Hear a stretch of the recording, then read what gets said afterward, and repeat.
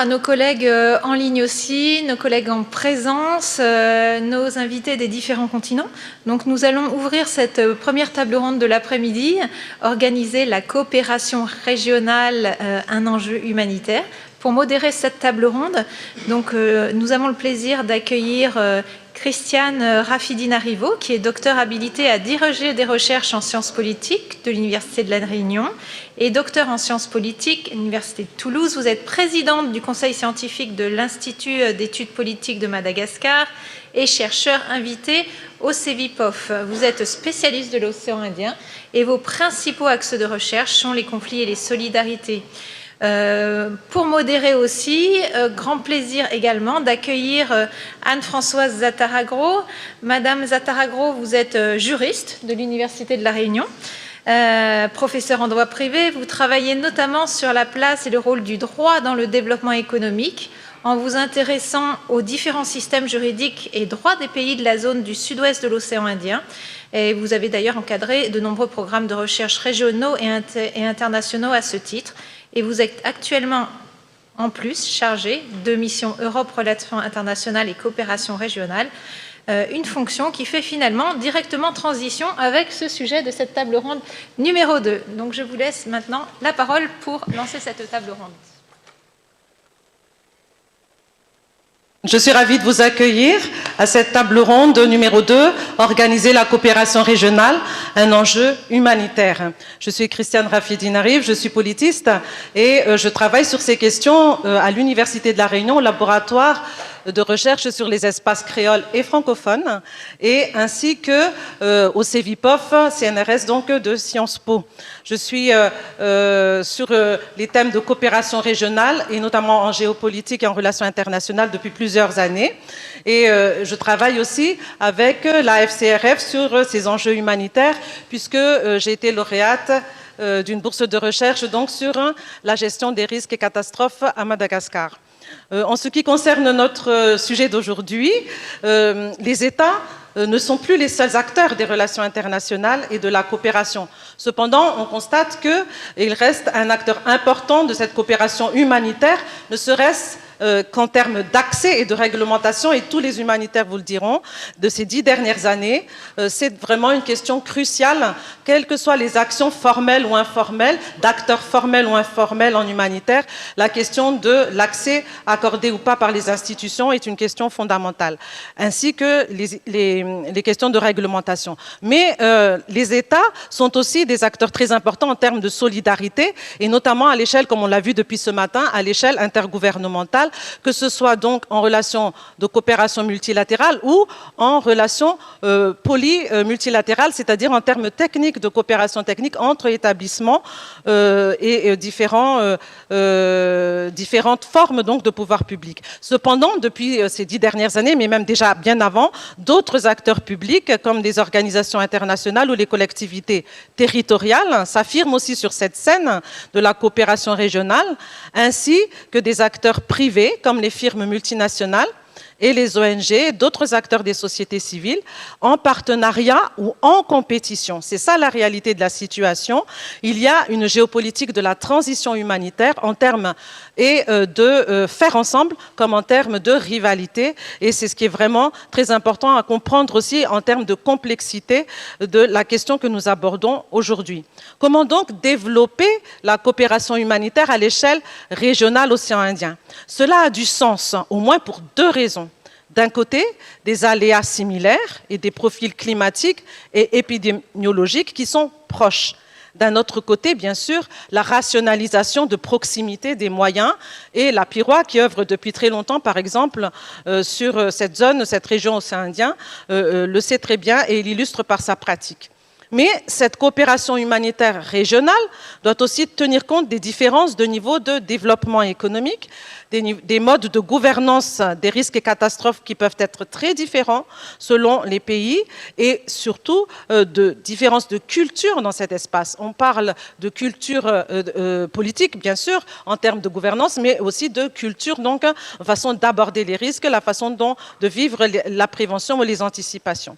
d'une façon concrète et pragmatique. Donc aujourd'hui, on va se poser la question des objectifs et des réponses de coopération régionale qui peuvent ainsi différer d'un territoire à l'autre. Aujourd'hui, les urgences climatiques sont connues comme les déterminants à long terme de ces urgences climatiques. D'un autre côté, les émergences épidémiologiques sont traitées là aussi dans l'urgence avec des questions qui sont soulevées qui ne sont pas que sanitaires, notamment de souveraineté, par exemple, en termes de santé. Mais il y a d'autres problèmes qui se posent aussi, ce sont les aléas liés au conflit. Et nous avons, par exemple, ce qui se passe actuellement depuis quelques mois au Mozambique, qui s'aggrave avec 700 000 déplacés, comme vous le savez, et une situation conflictuelle très difficile. Quelles formes actuelles, donc, et à venir peuvent prendre ces réponses de coopération régionale? Quels moyens sont mobilisables? Par exemple, beaucoup l'ont évoqué depuis ce matin, pour répondre à la famine à Madagascar, dans la crise d'aujourd'hui et dans les déterminants de cette famine et de la sécurité alimentaire depuis longtemps. La question reste tout à fait pertinente et les réponses ne sont pas toujours satisfaisantes en termes d'efficacité. Comment se coordonnent ces réponses? Voilà quelques questions donc, qui vont traverser cette table ronde. Chaque intervenant dispose de 15 minutes et une série de questions sera prise après 2 interventions. Anne-Françoise va modérer les 2 premières interventions en présentiel et je modérerai les 2 autres qui sont en distanciel. Virginie, je compte sur toi pour nous aider. Merci beaucoup.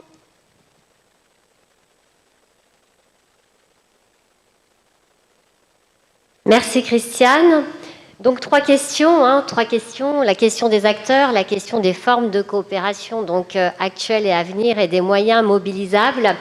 Et pour répondre à ces 3 questions, eh bien, nous avons tout d'abord avec nous Monsieur donc, Laurent Amar, qui est conseiller diplomatique auprès du préfet de la Réunion et adjoint auprès de l'ambassadeur délégué à la coopération régionale dans l'océan Indien. Il assure également les fonctions d'officier permanent de liaison auprès de la commission donc, de l'océan Indien. C'est une zone qu'il connaît bien, puisqu'il a été antérieurement donc, consul général au Cap, en Afrique du Sud. Il a également été directeur adjoint du département Afrique de l'Agence française de développement et aussi responsable des relations Union européenne-pays ACP, au ministère des Affaires étrangères. Monsieur Laurent Amar est issu de l'École nationale d'administration. Il est notamment diplômé, pour ne citer que, de l'IEP de Paris. Et il a une longue expérience des affaires européennes et du développement international. Il a occupé successivement les fonctions donc, de chef du secteur élargissement de l'Union européenne au secrétariat général du comité interministériel pour les questions européennes, de directeur des affaires européennes internationales au Conseil supérieur de l'audiovisuel et de directeur adjoint également donc, du département Asie à l'Agence française de développement. Il a par ailleurs des activités d'enseignement, puisqu'il a été donc maître de conférence à l'Institut d'études politiques de Paris, et des activités de recherche, puisqu'il est auteur de différentes publications. Par exemple, une publication sur la candidature donc, de la Turquie à l'Union européenne, qui est parue dans la revue du marché commun et de l'Union européenne. Alors, il va intervenir aujourd'hui donc, sur le volet institutionnel de la coopération régionale, au service et au bénéfice donc, des populations de la zone océan Indien, selon une double approche, et je ne révèle rien puisqu'elle est dans son titre, une perspective actuelle en présentant le dispositif de coopération existant et une perspective temporelle au sens des travaux donc, de l'OWIN en évoquant donc, le futur de cette coopération. Merci. Merci beaucoup Anne-Françoise pour cette présentation. Je suis très heureux, vraiment, et je vous remercie de m'avoir invité à participer à cette 7e conférence de la Fondation de la Croix-Rouge pour la recherche. C'est vraiment un honneur pour moi d'intervenir, d'autant que cette date symbolique du 1er juillet marque mes 7 mois de présence à ce poste à La Réunion. Comme il a été dit par les précédents intervenants, l'organisation de la coopération internationale change. Les acteurs se diversifient, le rôle des institutions et notamment des acteurs étatiques qui étaient centrales traditionnellement dans les relations internationales se relativise. Ils jouent de plus en plus un rôle de coordonnateur, de facilitateur dans un processus multi-acteurs qui également dans ses ressorts change, puisqu'on n'est plus dans des formes de coopération nord-sud, même si les inégalités entre territoires restent grandes, mais beaucoup plus dans des logiques de partenariat, de partage d'expertise et de travail en commun pour les biens publics mondiaux et régionaux. Donc dans ce contexte, c'est significatif, c'est pas pour parler de ma fonction, mais c'est significatif que le ministère des Affaires étrangères français se décentralise. Il y a maintenant des conseillers diplomatiques dans toutes les régions de métropole et dans 3 régions d'outre-mer, donc la Réunion, la Guyane et Mayotte, avec un rôle justement d'animation, de coordination, quand c'est possible, du réseau d'acteurs locaux, qui est particulièrement riche à La Réunion, puisqu'il y a des collectivités locales qui sont très, très impliquées dans l'international. Il y a, on est bien placé pour le dire aujourd'hui, une université qui rayonne à l'échelle de l'océan Indien. Anne-Françoise a joué un rôle vraiment capital pour ce faire. On a aussi des instituts de recherche comme l'IRD qui est vraiment remarquable, le CIRAD également, et l'IFREMER, l'Agence française de développement, donc, qui va intervenir un peu plus tard dans la table ronde. Et aussi beaucoup d'acteurs non étatiques, et évidemment pour le sujet qui nous importe, la Pirois, avec Christian Payet qui est à mes côtés, qui je crois joue vraiment un rôle exemplaire dans la prévention, avec les programmes Pareil, pas pareil dont on a parlé tout à l'heure, et dans la réponse aux catastrophes naturelles et humanitaires. Alors, je voudrais simplement mettre quelques coups de projecteur sur certaines des éléments du cadre institutionnel qu'on a mis en place. Donc, notre travail avec les organisations internationales. Il y a la COI, on en a parlé. Il y a une autre organisation internationale qui s'appelle l'IORA, à laquelle la France a adhéré à part entière à la fin de l'année dernière. Mais je voudrais aussi évoquer notre rôle d'animateur d'un réseau, d'une plateforme de coopération de la France dans l'océan Indien, et notre rôle aussi à travers le Fonds de coopération régionale, qui est un instrument de financement au budget modeste, mais qui permet de soutenir des projets innovants et à fort effet de levier. Donc pour ce qui est de la COI, je ne vais pas revenir sur tout ce que l'ambassadeur Marcel Escure a dit en introduction. Donc vous savez que la France a pris la présidence de cette organisation le 20 mai dernier, qu'elle est dirigée par notre compatriote Velayudham Marimuthu, que notre programme s'inscrit dans le discours du président de la République à La Réunion en octobre 2019, et qu'il s'agit donc de relancer la coopération régionale qui a été mise à mal par la crise sanitaire pour reconstruire un océan Indien post-Covid. Ce sur quoi je voudrais insister, c'est à quel point nos priorités reposent sur la mobilisation des acteurs de la société civile. Et ça, c'est une vraie innovation par rapport, je pense, en tout cas à nos précédentes présidences. Donc on organisera, comme c'est de coutume, des conférences ministérielles, mais en plus, en parallèle, il y aura des réunions, par exemple, du secteur privé, un forum des hommes d'affaires, une plateforme aussi pour la formation professionnelle et universitaire, une volonté aussi de sensibiliser, de mobiliser le grand public qui est souvent éloigné des programmes très institutionnels de la COI. Et là, on a un bon exemple avec le programme de lutte contre la pollution plastique qu'on va signer le 9 juillet. Ça s'appelle le programme Exploit, Expédition plastique océan Indien, qui permet de mobiliser la recherche, mais aussi le secteur privé. Et l'IRD, et on a signé la semaine dernière un accord de partenariat avec une association qui s'appelle Plastique à Cause, qui regroupe en fait des grandes entreprises réunionnaises et qui permettra de démultiplier auprès de la population finalement le message de prévention et qui vise à éviter l'usage du plastique dans la vie quotidienne. L'économie bleue aussi sera célébrée pour la première fois le 16 juillet. Il y aura un webinaire et le 17 juillet, une journée de l'économie bleue dans l'océan Indien. Et là aussi, on a mobilisé les acteurs de la société civile à travers nos ambassades dans les différents pays de la région. Pas seulement la COI, mais aussi l'Afrique du Sud, le Mozambique et d'autres pays de la zone.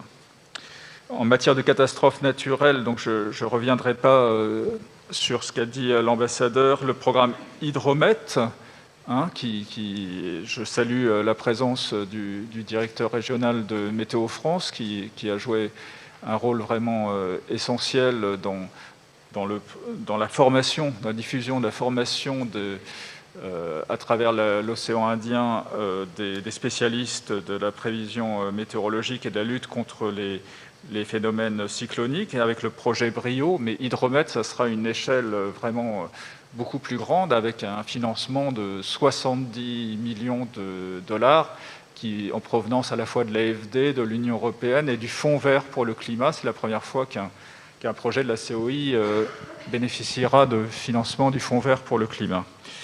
Donc dans ce contexte, vraiment, le rôle de la France est bien d'être un vecteur de solidarité, et la COI est une instance régionale qui a permis aux 5 États insulaires aux moyens limités de stimuler un développement socio-économique de la région.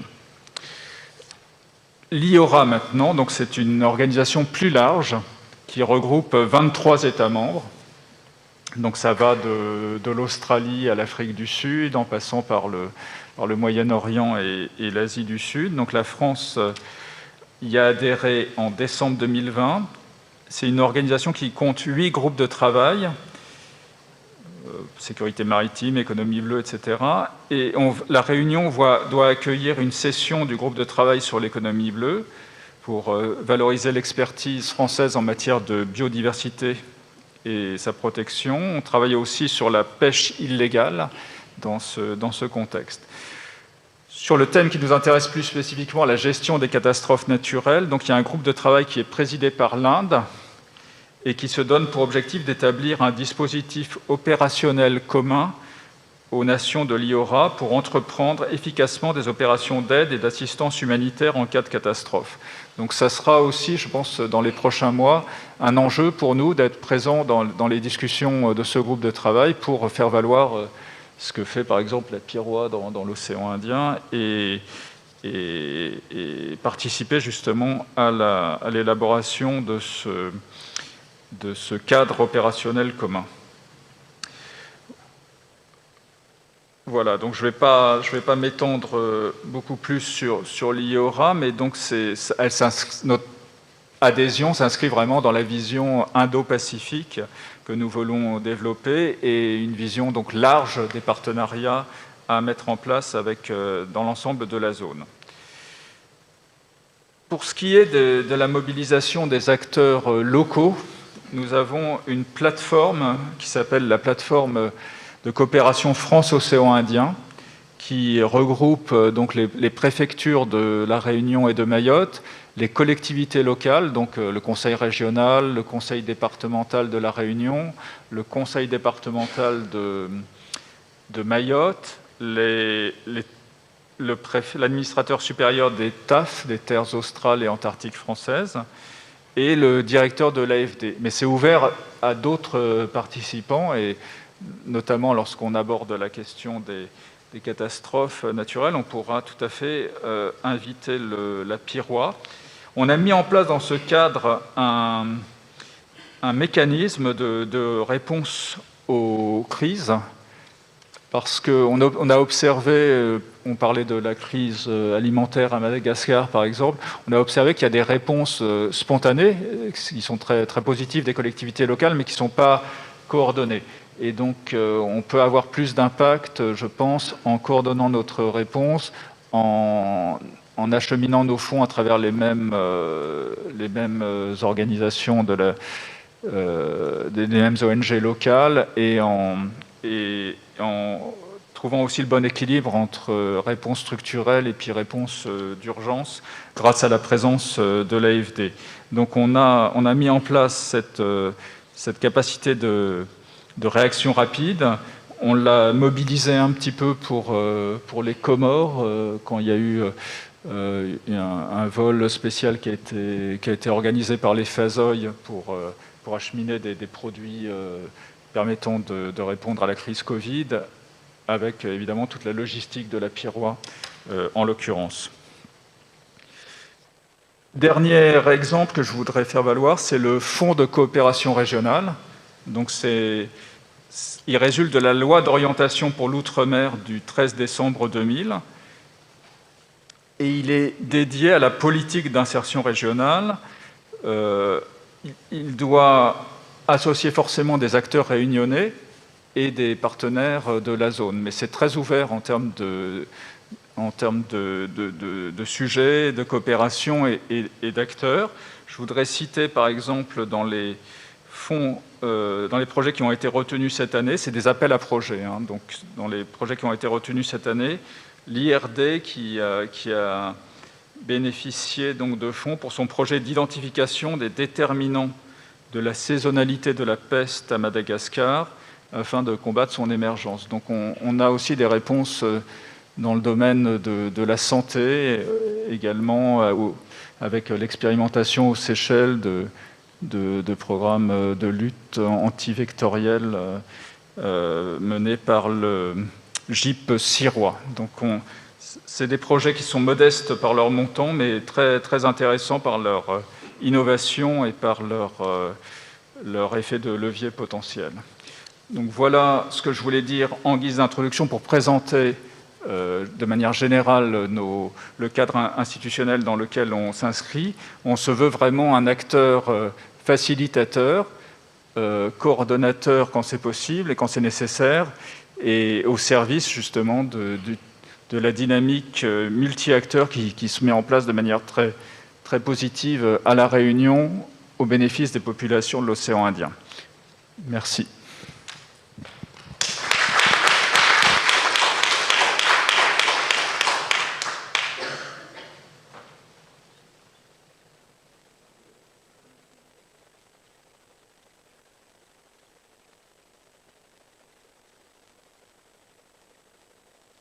Merci donc Laurent Amar pour cette présentation donc très riche du contexte institutionnel qui effectivement donc met en lumière la pléiade des acteurs qui sont organisés donc on va dire de façon formalisée. On pense notamment aux organisations intergouvernementales ou non formalisées.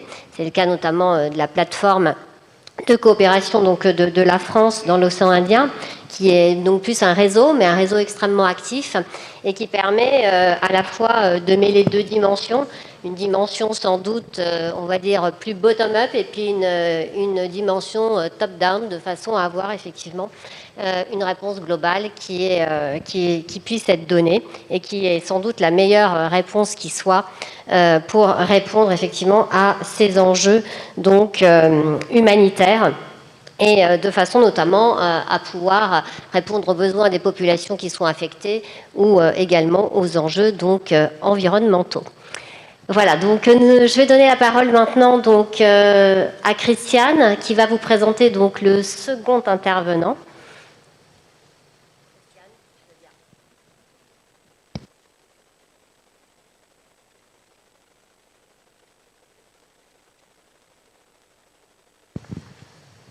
Nicolas Mézel qui est en ligne. Est-ce que Virginie peut nous le confirmer?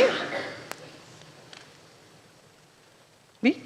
Je vous le confirme. Ah, il est là. Bonjour. Directement. Je suis ravie de vous voir. Nicolas Mézel, je vous le présente. Il est économiste régional à la direction régionale Océan Indien de l'AFD. L'AFD qui vient de faire une grande réforme et qui a donc créé cette direction régionale Océan, d'ailleurs pas seulement l'Océan Indien. Et Nicolas Mézel est basé à Maurice, c'est bien le cas, n'est-ce pas?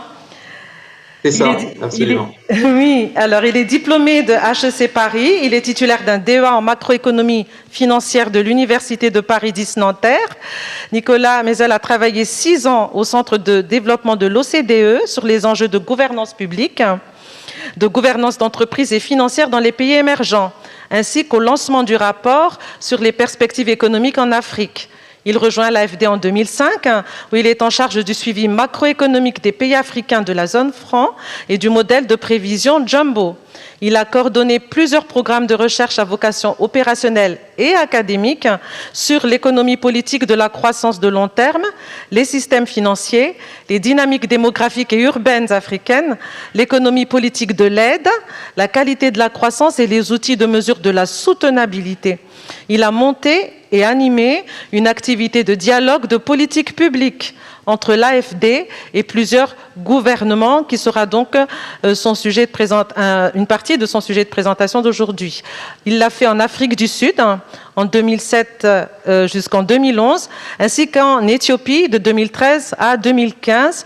Et il a pour cela mobilisé analyse, conseil, études, évaluation et formation autour des enjeux industriels, d'emploi, commerciaux et financiers.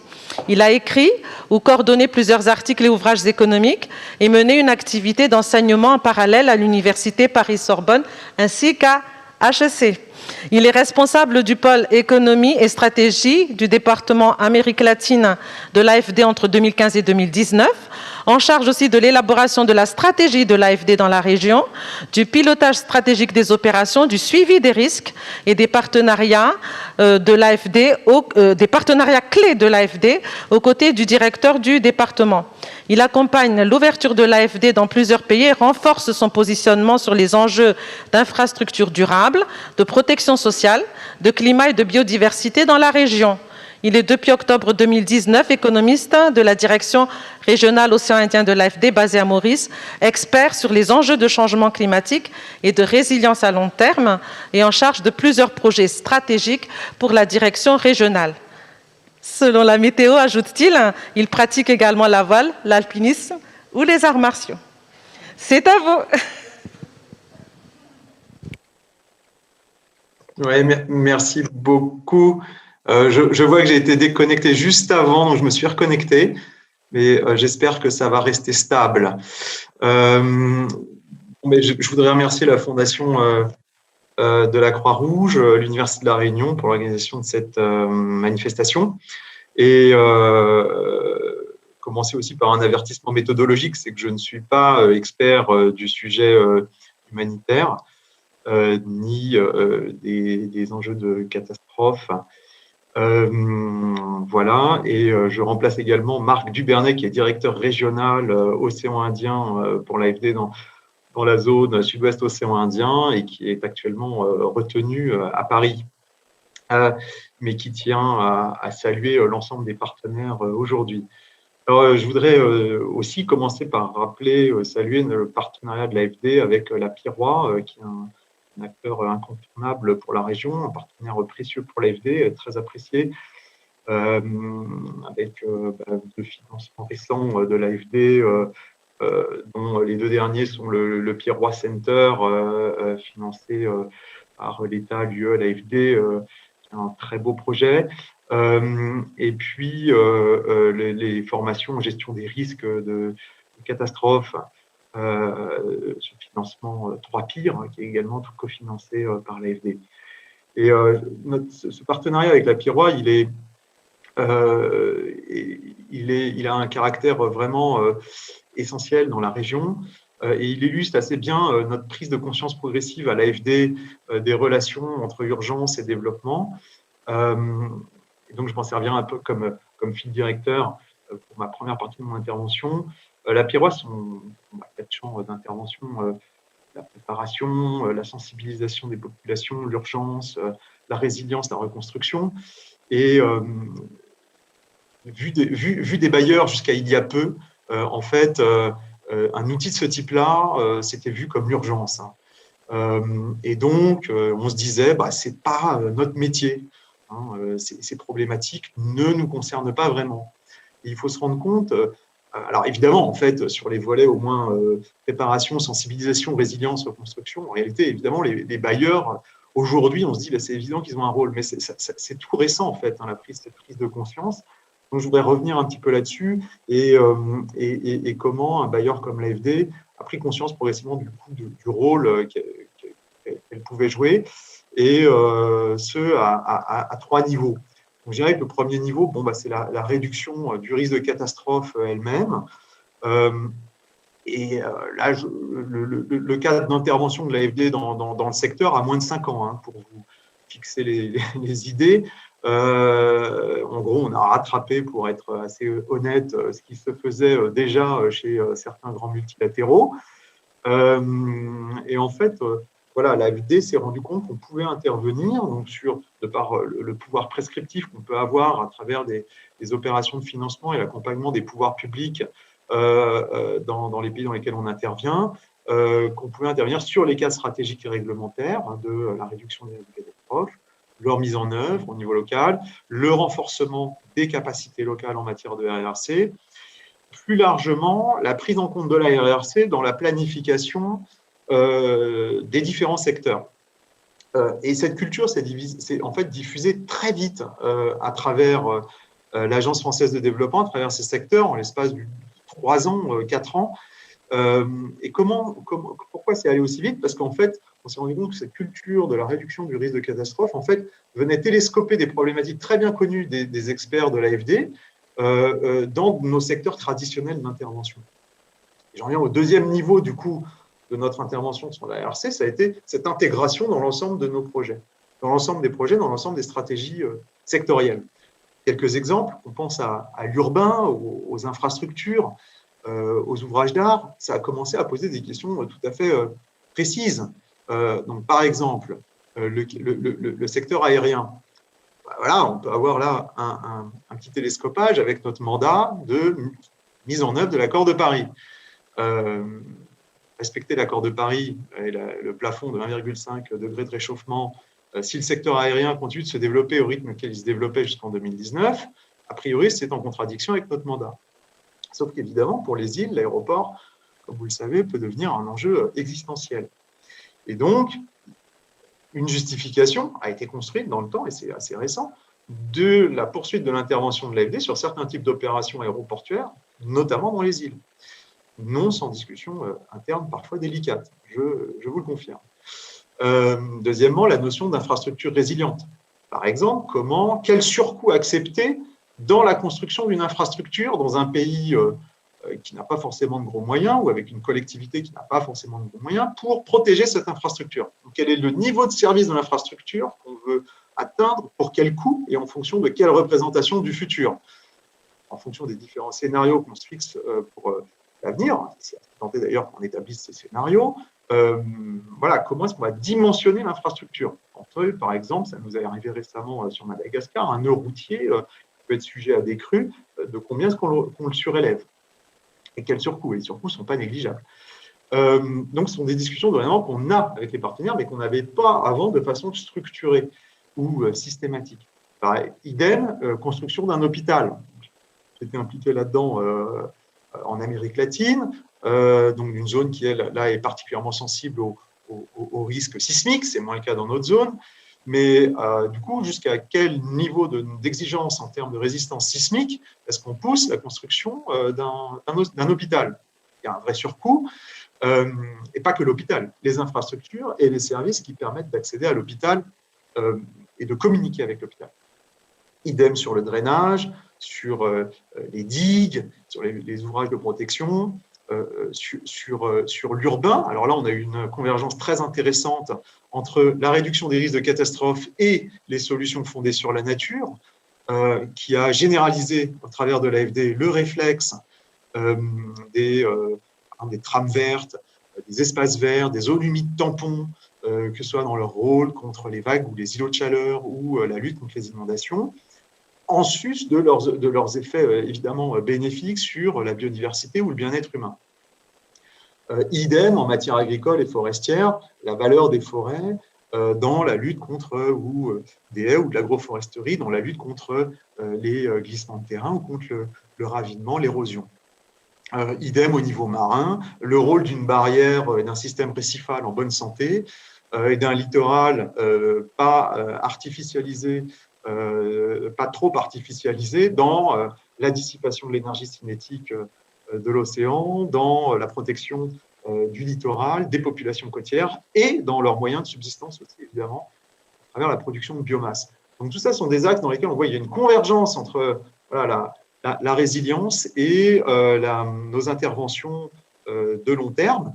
Et du coup, le troisième niveau sur lequel aujourd'hui se situe l'AFD, je vais vous donner 2 exemples dans la zone, c'est les politiques de résilience plus largement.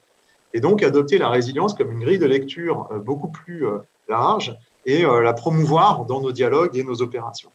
C'est inscrit dans notre stratégie Océan Indien pour la zone, la stratégie de l'AFD dans la zone.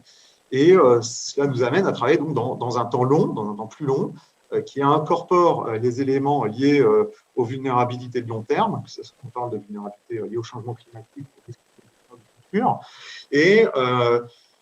Et donc, c'est une temporalité qui fait qu'on doit s'inscrire dans des plans stratégiques pluriannuels, dans le soutien à l'amélioration aux infrastructures, aux institutions, aux organisations, en essayant d'aller au-delà, évidemment, des temporalités politiques, des calendriers électoraux qui, eux, vont avoir tendance à prioriser des actions dont les résultats doivent être visibles dans le temps d'une mandature, parfois au détriment de la durabilité des politiques publiques.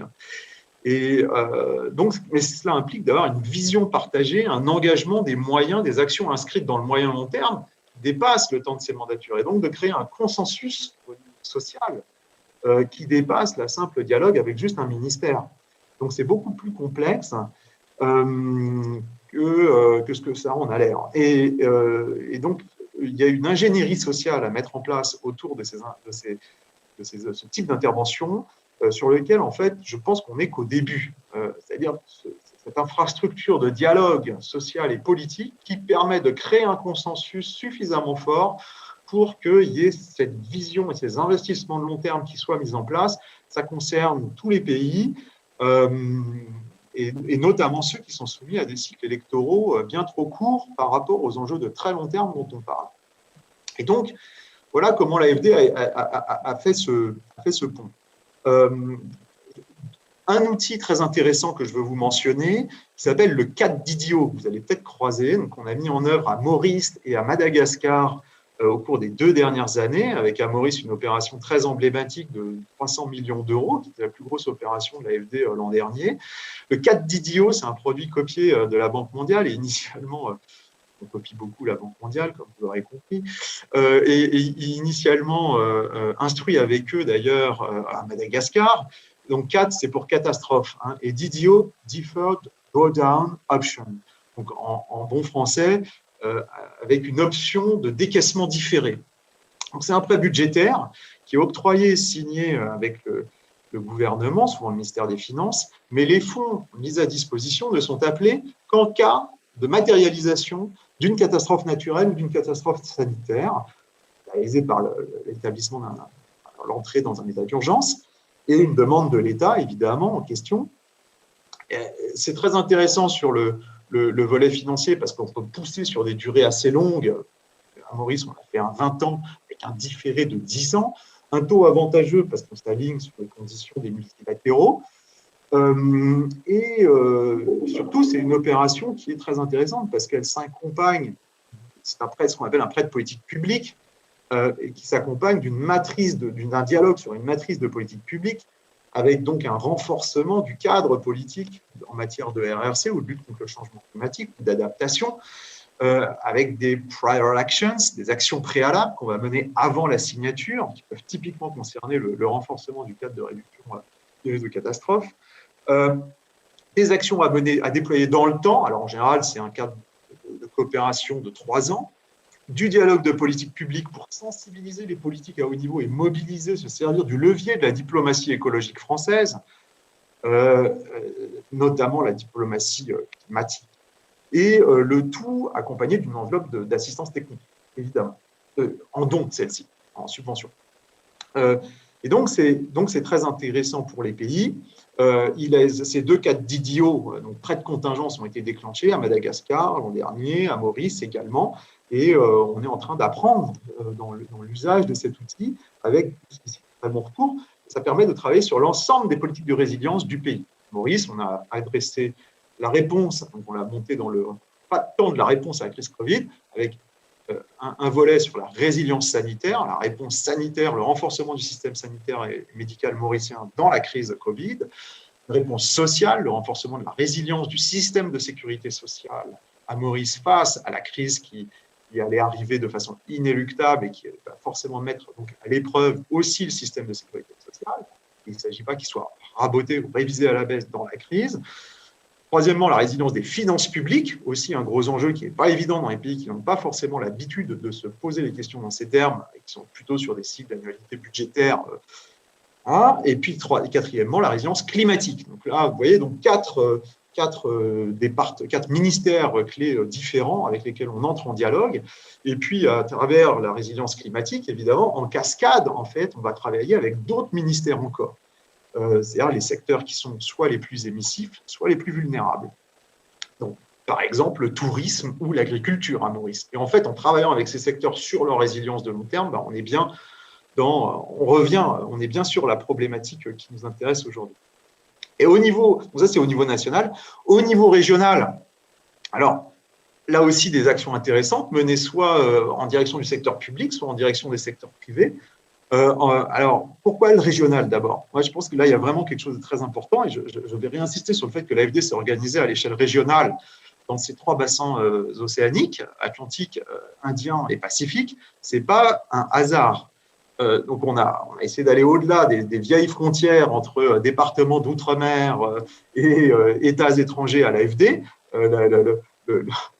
L'intégration des équipes n'est pas d'ailleurs complètement… Les équipes, si, c'est fait, mais la compréhension des outils de part et d'autre de cette frontière administrative n'est pas encore complètement achevée. Donc, c'est un travail en cours. Mais on voit la valeur ajoutée de ce travail à l'échelle régionale. Et on est intimement persuadé, plusieurs intervenants ont déjà exprimé, que cette échelle régionale a toute sa pertinence. Mais elle est complètement sous-estimée, cette pertinence, et elle est sous-priorisée. Les îles de la région travaillent, pour le moment, consacrent 95% de leur énergie à des problématiques nationales ou territoriales, et à des alliances stratégiques qui leur sont complètement propres. Donc, voilà, pour les unes, ça va être la France, la métropole, l'Union européenne. Pour d'autres, ça va être l'Inde, la Chine. Pour d'autres, ça va être l'Afrique. Pour d'autres, ça va être les pays du Golfe, etc., etc. Les États-Unis, ou de voir des puissances encore plus lointaines. Tout ça est assez fluctuant, pas du tout coordonné. La solidité de ces alliances demande à être vérifiée à l'épreuve du temps. Rien n'est gratuit non plus dans ces alliances. Les îles, les États étrangers de la région sont bien placés pour le savoir. Et pendant ce temps-là, les bénéfices de la coopération régionale et surtout de la régionalisation ne sont pas suffisamment analysés, mis en valeur, étudiés. Donc, on en reste souvent à des déclarations d'intention. Donc, on a fait et à la fin, il ne faut pas oublier qu'évidemment, l'île la plus proche de Maurice, où je me situe, donc c'est mon référentiel, mais ça restera toujours géographiquement la Réunion, quoi qu'on fasse. Et donc, et on l'a vu dans la crise Wakashio, qui s'est pas très bien déroulée, en termes de mise en branle des dispositifs régionaux, ça n'a pas été satisfaisant. Je ne suis pas sûr d'ailleurs que le retour d'expérience là-dessus soit allé jusqu'au bout. Donc, c'est une discussion qui est en cours, pas achevée. On l'a vu. Et on n'est pas arrivé au bout de nos surprises en l'espèce. Donc, il y a vraiment un énorme effort à faire au niveau régional de la part de tout le monde. J'y reviendrai en conclusion. Donc, je voulais juste vous citer alors, quelques exemples au niveau du… J'espère que je suis… Combien de temps me reste-t-il? Je suis déjà au bout de mon temps. Au niveau du secteur privé régional… Souhaitez-vous juste apporter un complément et conclure? Vous avez encore beaucoup de choses à dire? Non, je vais vous donner juste un exemple au niveau… Oui, nous allons avoir du temps pour les questions et vous pourrez revenir sur certaines choses. Très bien. Voilà, donc je vais juste citer, je ne vais pas revenir sur ce qu'on fait au niveau public, régional, parce qu'en fait, ça a été déjà évoqué par les différents collègues. On parle des programmes RSIE, RECOS, Hydromet, Brio, Adaptation. Donc, tous ces grands et beaux programmes régionaux qui sont absolument nécessaires, mais qui, de mon point de vue de macroéconomiste, restent de petite échelle par rapport à l'ampleur de ce qui devrait être fait. Donc ça a déjà été présenté. Je crois que tout le monde dans la salle les connaît, ou alors en tout cas n'aura pas de difficulté à aller se renseigner sur le site de la COI pour aller retrouver ces programmes absolument essentiels, mais à nouveau pas à la hauteur de ce qui serait nécessaire. Je voudrais juste signaler ce qu'on entame avec le secteur privé régional dans le cadre de notre accompagnement de long terme de l'association représentative du secteur privé régional qui s'appelle Cap Business Océan Indien, l'ex-UCCIOI, Union des chambres de commerce et d'industrie de l'océan Indien, mais qui va au-delà des chambres de commerce et d'industrie, et qui va consister avec la COI, une des actions, donc le plan d'action 2021-2026 de Cap Business Océan Indien, va consister avec la COI à mettre en place un cadre de dialogue à l'échelle régionale sur la relance, mais aussi la résilience et la transition écologique, notamment d'un certain nombre de secteurs clés de la région. Donc, on va commencer par une analyse des vulnérabilités économiques et sociales qui découlent des risques sanitaires et climatiques à long terme pour la zone, préciser les secteurs clés, ces secteurs clés qu'on va cibler pour ces plateformes de dialogue régionales, public-privé, donc, qui seront animées de façon professionnelle avec un secrétariat qui sera hébergé par Cap Business Océan Indien, et qui va notamment permettre d'analyser les enjeux sociaux, les enjeux climatiques, les enjeux écosystémiques auxquels le secteur privé régional et donc aussi les secteurs publics régionaux vont être confrontés dans les prochaines années. Exemple de diagnostic, les risques et vulnérabilités des différentes chaînes de valeur régionales en fonction des différents secteurs. Certains patrons dans la région se sont rendus compte de leur vulnérabilité dans la crise. On l'a vu avec la hausse du prix du fret où un des grands armateurs qui décide de ne pas s'arrêter dans la zone Réunion-Maurice pour aller directement sur l'Afrique du Sud, la région est vulnérable à des risques de rupture dans ces chaînes de valeur. Et on peut penser à tout un tas de secteurs, le tourisme lointain, la dépendance au tourisme lointain, la dépendance aux importations d'hydrocarbures, aux importations alimentaires lointaines. Il y a tout un tas de vulnérabilités qui aujourd'hui ne sont pas modélisées, pensées, et qui en fait vont demain découler, se traduire par des risques très concrets qui vont se matérialiser très concrètement. Donc on va commencer à travailler, voilà, c'est un exemple, et en face on peut montrer les coûts et les bénéfices à attendre d'une régionalisation accrue. Voilà. Monsieur Mézel, est-ce que vous pourriez avancer vers la conclusion, s'il vous plaît, parce que nous aimerions donner la parole à la salle et ceux qui sont en ligne aussi pour les questions. Que concluez-vous de tout cela? Conclusion. Merci, oui. pardon, j'ai été bref, s'il vous plaît.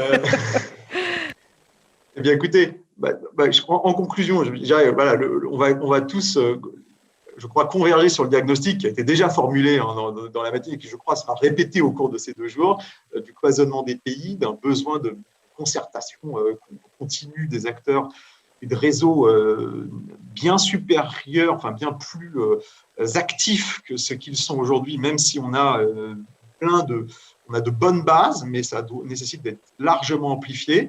La Piroie peut apporter un appui à la puissance publique, aux puissances publiques, mais ne peut pas avoir un rôle de lead dans la coordination des États. Donc, nous, on appelle à un rôle renforcé de la Commission de l'océan Indien, qui reste un instrument fondamental, mais encore trop embryonnaire, de cohérence et de coordination régionale. Donc, elle doit absolument être renforcée dans ses capacités de coordination et d'initiative, avec une structure et des moyens cohérents. Donc, à la fin, on en appelle, nous, AFD, aux États de la zone pour débloquer ces capacités de coordination et d'intervention. Votre appel est entendu.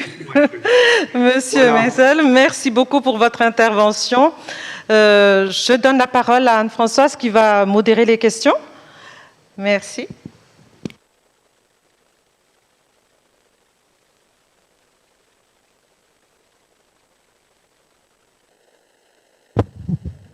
Merci beaucoup. En fait, moi, j'avais une question assez générale, mais peut-être plus particulièrement M. Amar, si vous voulez bien. Vous nous parliez de l'Indian Ocean Rim, donc l'association régionale à l'échelle de l'océan Indien, 23 pays. Et je me demandais si, au-delà de l'objectif politique, louable de la France, si c'était une échelle qui vous semblait quand même pertinente pour l'action. Quand je vois la difficulté qu'on a au sein de la COI avec 5 pays à coordonner des actions, on en a parlé beaucoup ce matin, là, pour le coup, on est vraiment à l'échelle de l'océan Indien, cette fois, c'est plus le sud-ouest. Voilà, pour vous, c'est peut-être pas facile parce que vous êtes quand même, de par vos fonctions, vous avez des responsabilités politiques, je comprends que ce soit pas évident de répondre cash, quoi. Mais voilà, je me permets quand même de vous poser la question, si vous voulez bien. Moi, personnellement, en tant que chercheur, j'ai déjà la réponse, mais je voulais avoir le point de vue du politique.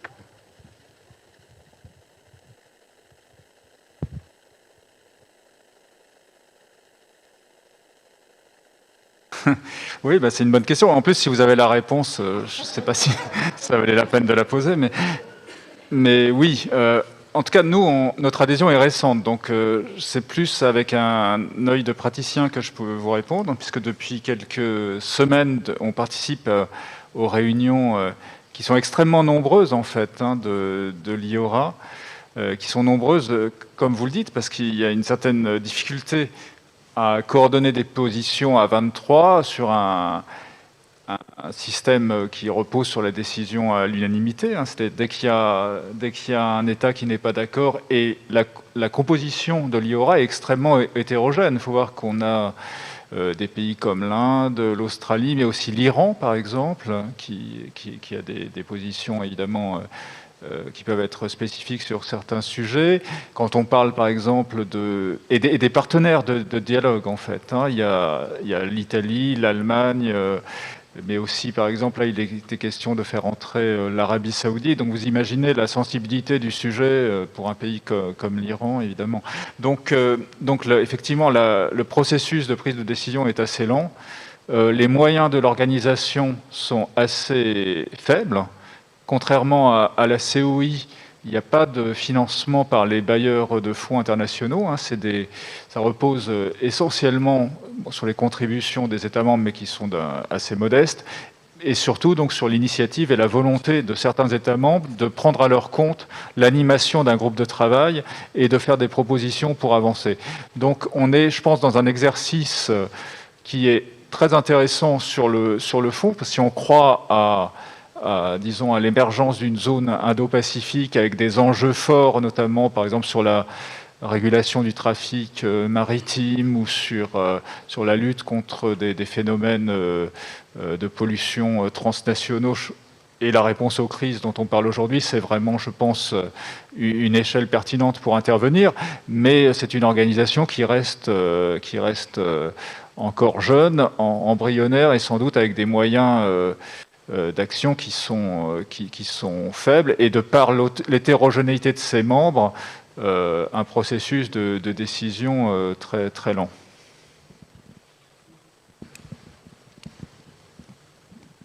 Alors peut-être pour rebondir sur cette question, parce que on connaît bien évidemment donc les limites des organisations interétatiques, mais on connaît aussi les richesses qu'elles peuvent avoir. On pense notamment à l'Union européenne, qui est quand même, au-delà des vicissitudes qu'elle connaît, une construction fabuleuse. La question qu'on peut se poser, c'est finalement l'action en elle-même commune peut être difficile, mais pour pouvoir effectivement arriver à cette action commune, est-ce qu'il ne faudrait pas, et c'est sans doute une réflexion déjà à l'échelle de la COI, de se demander de quelle façon il pourrait y avoir, alors vous me direz, c'est sans doute mon regard de juriste, mais la possibilité sans doute de pouvoir créer de la norme et d'avoir une réflexion sur cette création donc, de normes communes. Et est-ce que dans le cadre de la présidence française de la COI, il y a une réflexion qui permettrait justement de doter la COI d'une mission de production de la norme qui permettrait ensuite de décliner donc, des actions, on va dire, plus concrètes?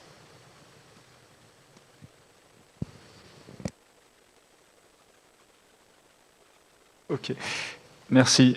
Mais Nicolas pourra aussi donner son point de vue, je pense, puisqu'il a été un peu coupé dans son élan, dans son exposé. Donc sur ce sujet-là, donc effectivement, on est dans une organisation de coopération régionale, hein, pas d'intégration régionale. Donc on n'a pas un agenda, disons, extrêmement ambitieux pour créer des normes, mais il y a des espaces qui peuvent s'ouvrir de manière intéressante, notamment sur des nouveaux sujets qui font pas l'objet de réglementations internationales pour l'instant, très, très structurées, et où un besoin apparaît. Et j'ai un exemple en tête, c'est la résilience et la prévention des risques sur les câbles sous-marins, où la COI a pris une initiative assez pionnière, en fait, avec l'Organisation des Nations Unies qui s'appelle l'ONU-DC, et qui a réuni pour la première fois donc, un groupe de travail au début de l'année pour justement mettre en place un cadre et des normes à terme, hein, des normes régionales, pour éviter que finalement le maillon le plus faible ou l'État qui soit le moins... qui est la réglementation la moins efficiente dans ce domaine, finalement menace la transmission des données numériques, dont on connaît évidemment l'importance cruciale dans nos vies quotidiennes et dans l'économie régionale, avec notamment la pose de nouveaux câbles sous-marins, en fait, câbles Métis, notamment qui a été posé récemment entre la Réunion et l'Afrique du Sud. Et donc voilà, moi je dirais que peut-être un peu comme vous citiez l'Union européenne, un peu de la même manière, de manière pragmatique, sur des sujets où un besoin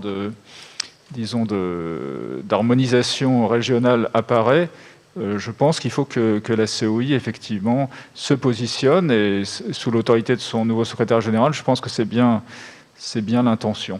Et la présidence française le soutiendra chaque fois que c'est nécessaire.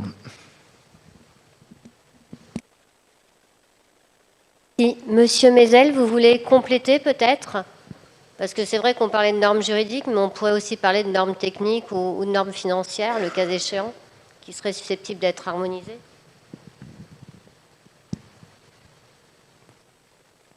Je ne sais pas si vous nous entendez.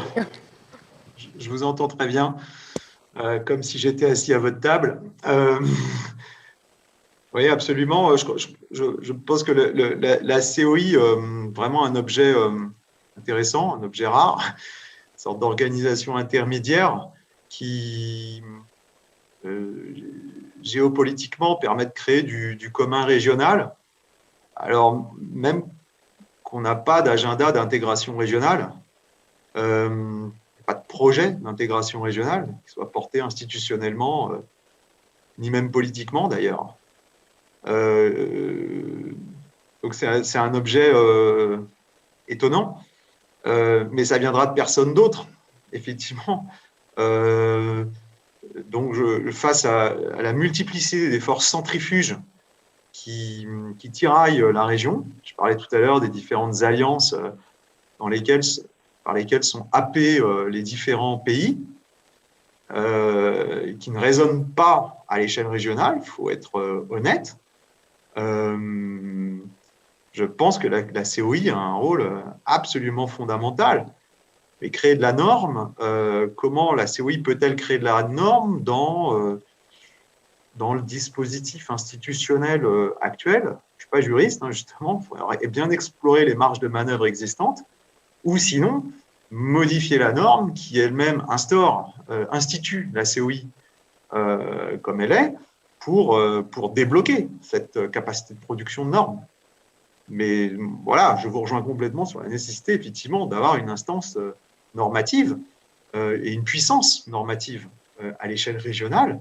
Est-ce que la COI en a le mandat? Je ne sais pas, je ne suis pas suffisamment expert, mais voilà, ça demande à être effectivement bien regardé en détail. En tout cas, moi, j'appelle effectivement vraiment à aller dans ce sens-là, quoi. Parce que sinon, à nouveau, les forces centrifuges qui tiraillent la région ne vont pas cesser de se renforcer. Et il sera trop tard pour pleurer. Après, quand les jeux des alliances multiples, en fait, ne donneront pas de cohérence régionale, ne permettront pas de cohérence régionale.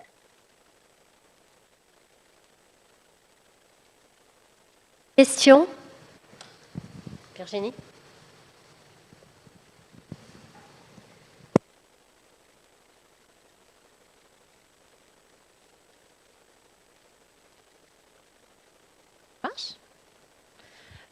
Oui, très bien, merci. Oui, sachant, c'est vrai, pour les normes, il n'y a pas seulement les normes juridiques, il y a les normes constitutives, évaluatives, qui sont importantes aussi, donc il y a peut-être des champs là.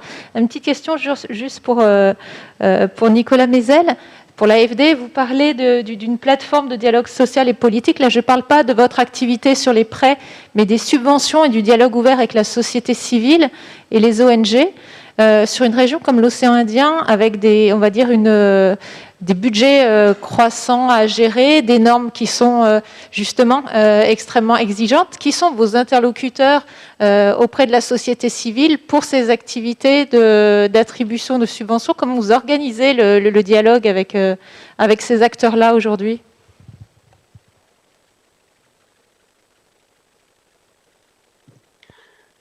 Donc, aujourd'hui, ça s'organise, donc historiquement, ça s'organise à l'échelle des territoires et à l'échelle régionale.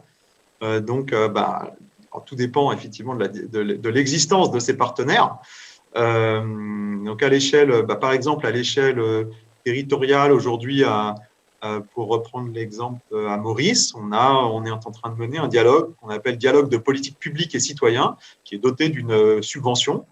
En général, on travaille en subvention sur ce type d'intervention pour nourrir donc un dialogue, comme son nom l'indique, et de politique publique et citoyen, avec les représentants du secteur privé, avec des représentants des ONG environnementales, avec des universitaires sur la préservation de la biodiversité, la valorisation des différents types de capitaux naturels, et l'évaluation des services écosystémiques rendus par des écosystèmes fragiles comme les forêts primaires ou les forêts naturelles résiduelles et les mangroves, les récifs coralliens ou les herbiers. Donc là, on cible des écosystèmes fragiles mais dont la valeur n'est pas forcément reconnue, et on essaye, avec les parties prenantes qui bénéficient de l'existence de ces écosystèmes, de les faire reconnaître et de porter ce dialogue dans la sphère publique. Voilà. Et donc, ça, c'est un exemple. On a un programme au niveau régional avec le Critical Ecosystem Partnership Fund, cofinancé avec le Fonds vert pour le climat de 36 millions d'euros pour les 10 prochaines années, qui va consister à promouvoir les solutions fondées sur la nature portées par des ONG de l'ensemble de la région. Donc ça veut dire un gros travail d'instruction avec les ONG environnementales de la zone pour aller identifier les solutions qui à la fois permettent de générer, d'exploiter de façon durable les ressources naturelles, mais aussi de régénérer ou de protéger ces mêmes écosystèmes. Donc et ça, à nouveau, c'est de la subvention qu'on va aller chercher avec le Fonds vert pour le climat. Vous voyez, c'est encore un autre dispositif. Et puis tout à l'heure, je citais Cap Business Océan Indien à l'échelle régionale. Donc là, c'est une structure qui organise du dialogue en permanence entre les organisations professionnelles des différents territoires de la zone et qui donc renforce leurs capacités, anime différents types de dialogues secteur par secteur. On parle de transition énergétique, on parle de tourisme, on parle de construction durable, on parle d'agroalimentaire, de chaîne de valeur régionale en matière agroalimentaire, on parle d'économie circulaire, etc. Et donc là, on va intervenir secteur par secteur en facilitant tout simplement ces dialogues régionaux entre acteurs. Et donc là, ça nécessite un peu de facilitation de façon professionnelle, de sorte que les acteurs aient un espace de dialogue sécurisé, un espace politique dans lequel ils puissent dialoguer librement et faire émerger des intérêts communs. Voilà, parce qu'aujourd'hui, ces intérêts communs, c'est ce qui manque cruellement. Après, à nouveau, on est trop sur des intérêts raisonnés ou conçus île par île. Donc, pour ça, il faut des espaces de dialogue permanents. Et donc, merci. Voilà. Merci beaucoup, monsieur du coup, c'est très important parce que je pense que chaque organisation a sa responsabilité dans la création de ces espaces de dialogue permanents entre acteurs à l'échelle régionale. On va, je pense, continuer la table ronde. Merci beaucoup pour vos réponses.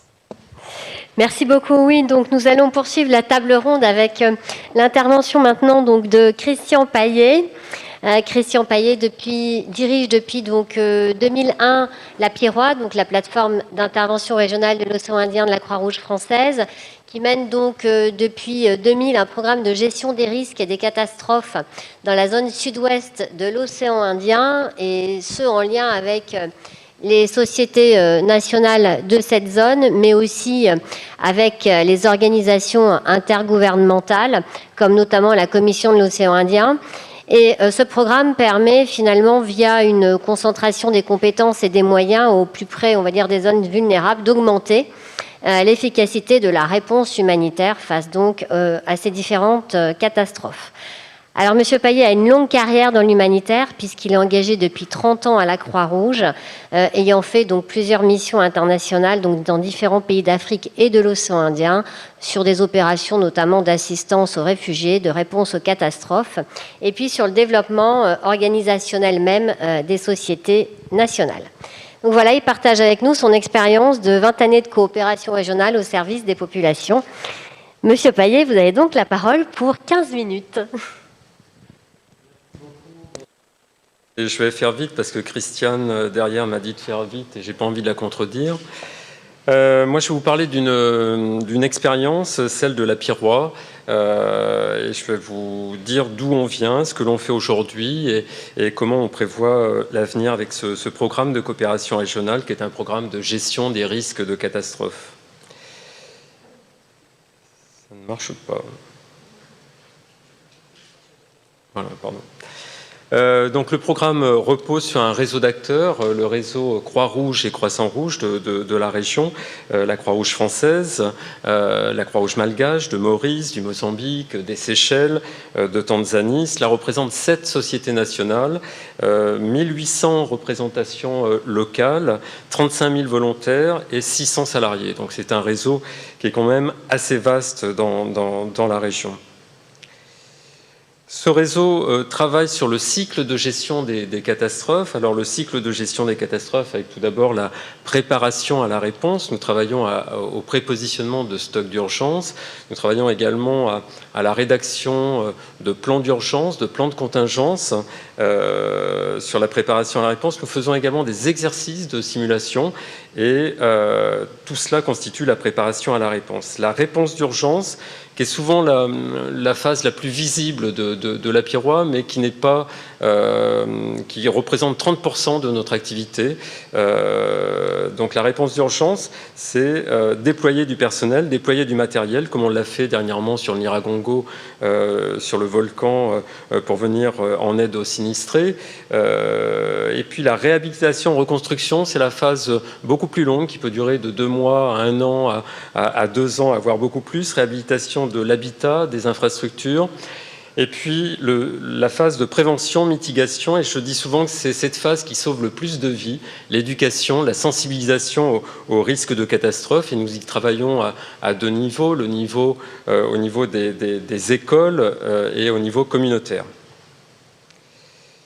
Les bénéficiaires du programme de la PIROA, bien évidemment, tout d'abord les populations vivant dans les zones à risque, les populations vulnérables, les sociétés nationales Croix-Rouge et Croissant-Rouge avec lesquelles nous travaillons et où nous renforçons les capacités pour qu'elles puissent mieux intervenir auprès des populations, et puis les États, les collectivités et plus largement les pouvoirs publics, puisque toutes les Croix-Rouges sont auxiliaires des pouvoirs publics et font partie de la chaîne des secours des différents pays.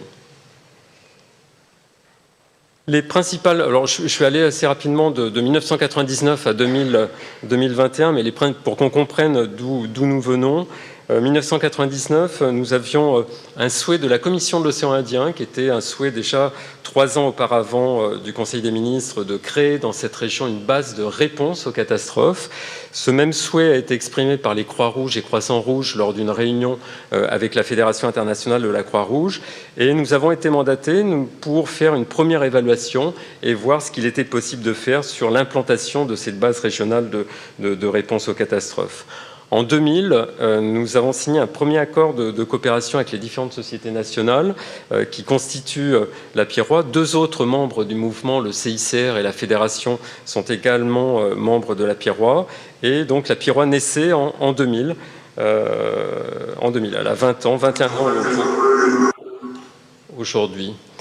2003, au lieu de travailler uniquement sur une base de réponse aux catastrophes, puisque c'était l'objectif de départ, de maintenir des stocks quelque part, ils avaient été mis en place à La Réunion, et puis d'intervenir quand il y avait des catastrophes. Nous avons plutôt opté sur un projet de renforcement des capacités et de travailler directement au sein même des pays pour pouvoir développer notre programme, donc développer les capacités nationales. En 2005, nous avons débuté la déconcentration des moyens, notamment des moyens de réponse aux catastrophes. Et nous avons commencé à ce moment-là à toquer à la porte des différents partenaires, des différents bailleurs.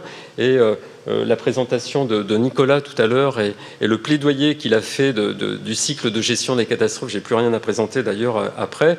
En tout cas, nous avons débuté à partir de 2005 à taper à la porte des bailleurs pour pouvoir faire un plaidoyer fort sur l'importance de la déconcentration des moyens, l'importance du développement des capacités au sein même des pays. 2007, nous avons pris en compte l'entièreté du cycle de gestion des catastrophes et mis en place un premier programme sur la réduction des risques de catastrophes. 2008, nous avons redéfini les rôles et les responsabilités de chacun au sein du programme de la Pierrois. 2009, on a élargi notre programme, puisqu'au départ, le Mozambique et la Tanzanie ne faisaient pas partie de la Pierrois, et ces 2 pays ont levé la main et ont été intégrés en 2009 au cercle des membres de la Pierrois.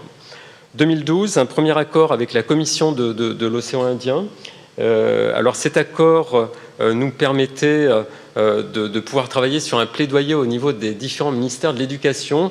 Je l'ai dit un petit peu avant, nous avons impulsé un premier volet de réduction des risques de catastrophes, mais pour pouvoir y travailler dans les différents pays, il fallait que les sociétés nationales de la Croix-Rouge puissent y avoir accès sur l'éducation. Et grâce à la COI, grâce à cet accord, nous avons pu avoir ces échanges avec les ministères de l'éducation entre les sociétés nationales et dérouler des premiers programmes de réduction des risques au sein des écoles. 2014, l'implantation des 7 stocks d'urgence de la Pierrois, la fin de l'implantation des stocks d'urgence.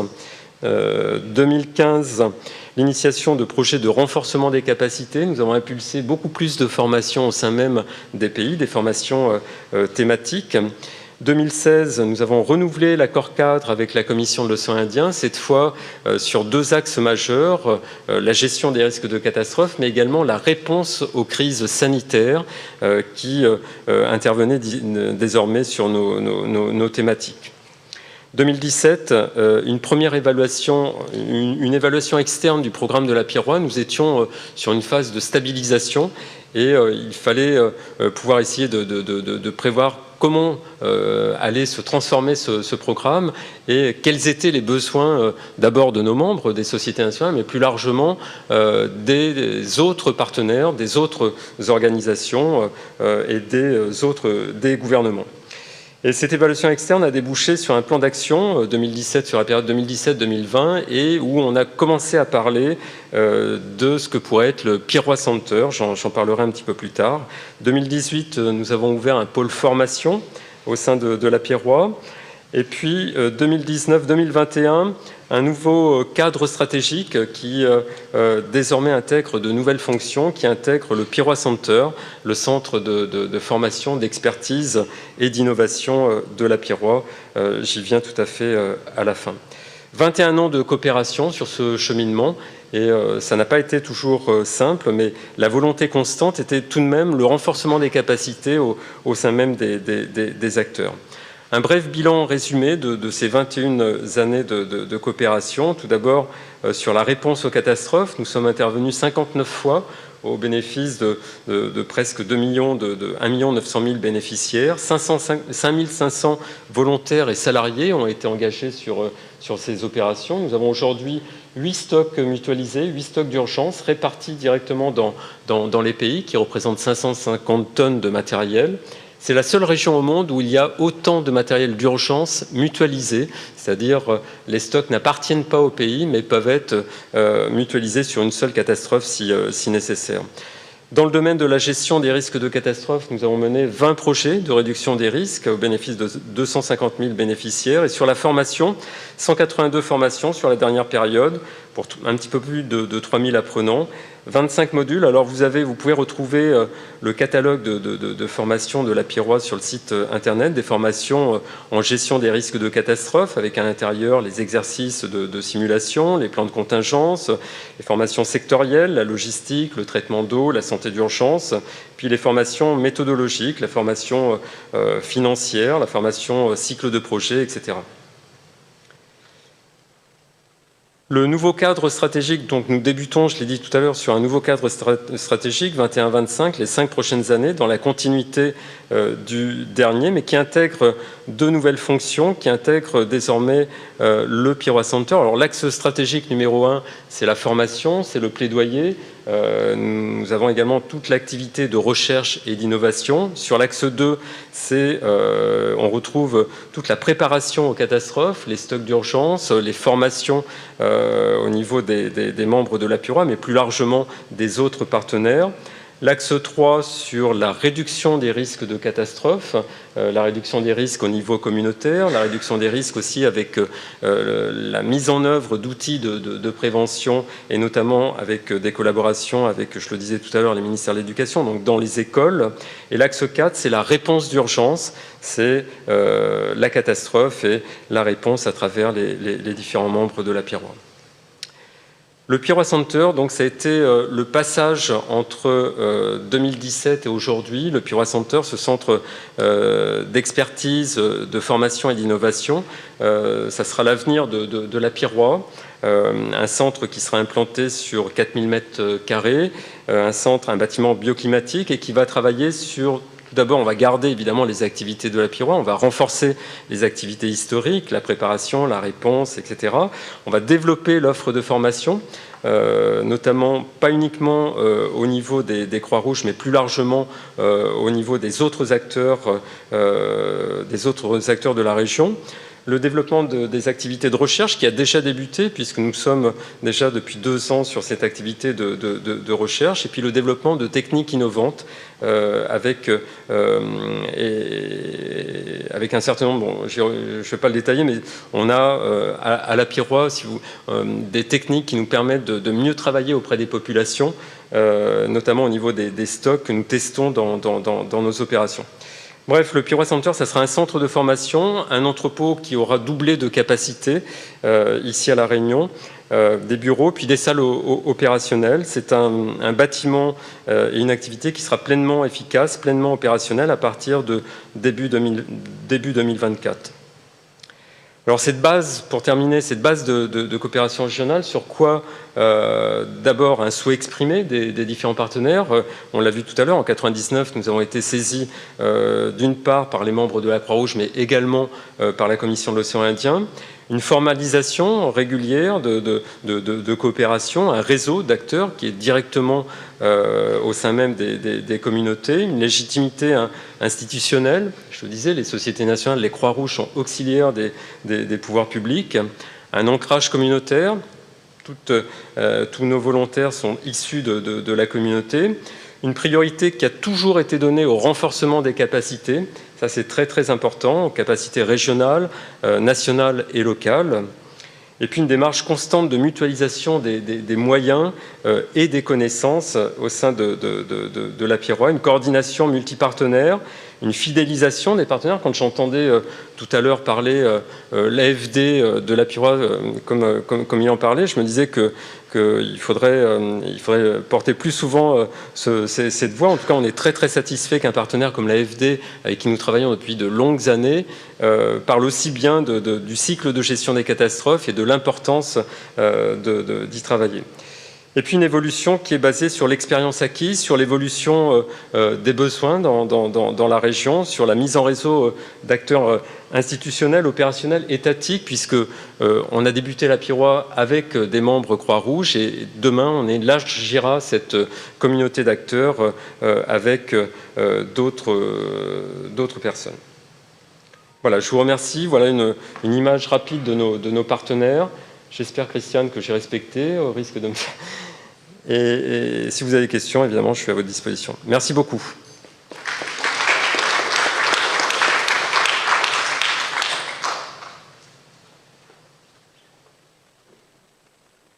Merci, Christian. Anne-Françoise, sous ton contrôle, on peut passer à l'intervention suivante. Virginie, est-ce que Gina Bonne est là? C'est bon, Gina, nous pouvons vous accueillir. Je vous vois. Bonjour, Gina. Nous sommes ravis de vous avoir avec nous aujourd'hui. Si Christian veut bien me prêter son programme, je vais reprendre votre biographie pour toute la salle, Gina, et pour tous ceux qui sont en distanciel aussi. Merci un petit instant, accordez-moi quelques secondes.